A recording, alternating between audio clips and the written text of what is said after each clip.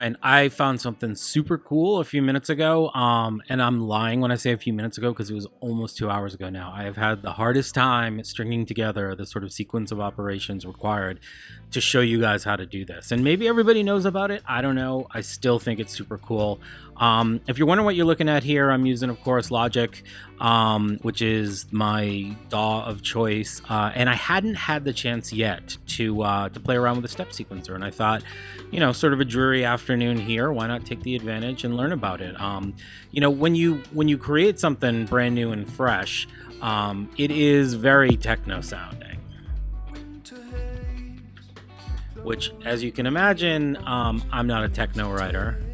That is not even a 6 but anyways, you guys get it. And I was messing around with, changing it over to a different instrument. I tried the contact drums for a while. That was pretty cool.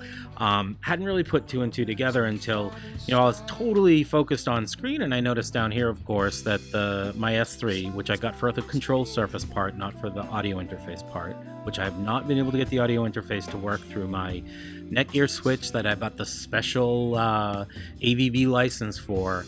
And the people at Avid are like, don't bother, but you get your money's worth as a control surface. And I'm in 100% or 150% agreement with them. Like, as a control surface, it's absolutely unbelievable. And it is so well integrated with Logic. It's almost as much fun for me watching the coordination between these pieces of hardware and software as it is to actually make the music. And that explains why I'm not super famous in the music industry yet. So what I have down here is just automatically, because, I created that default, electronic instrument with the drum synth stereo. I have this one sort of timbral instrument over here on the left. And, I've been making these not sick beats all morning. But then I was like, okay, cool. What if I really actually wanted to use an instrument, that was, something I would actually put in a track. So I went ahead and I just deleted the track, and it's going to, of course, bonk at me. I'm just going to say delete it anyway.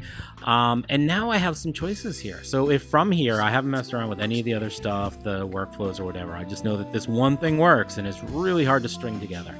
If I go down to the drum kit designer and I put it in multi-output mode, I know from before, from messing around, that if I took my drummer track from my very simple drums that I was building just straight in Logic, I could expand it out. So I picked the multi-output, which was pretty cool. I haven't done anything else here. You see none of this stuff is checked, and it's just set for one track, which is fine. I'm gonna click create, and now you'll notice over here, first of all, like, super cool, I now have, like, kick, snare, right? So, and I can tell now from that, and I'm gonna put you back here, and if I play this, again, not sick beats, but you get it, right? So I am happy being able to, like, mess with one fader over here, but in the interest of Blinky and movie and just total coolness, like, even watch how everything synchronizes with the LED colors. I wish you could see the nice OLED screens here that show the different, right now it says instrument 1, stereo out, and master, which if I bring up the mixer down here, you'll see even the colors match. Green, magenta, and sort of blue purple. And it's freaking me out a little bit right now how close they actually are. It's probably using some cool parameter behind the scenes. Anyhow, as we know about multi-timbral drummer tracks, all of those parts, the kick, the snares, the toms, the percussion and the cymbals, and they don't give you an overhead track, but I'll try to figure that out later. Those are all available. So if I hit this once, now I have a separate track for my kick, and you'll see everything shifted over.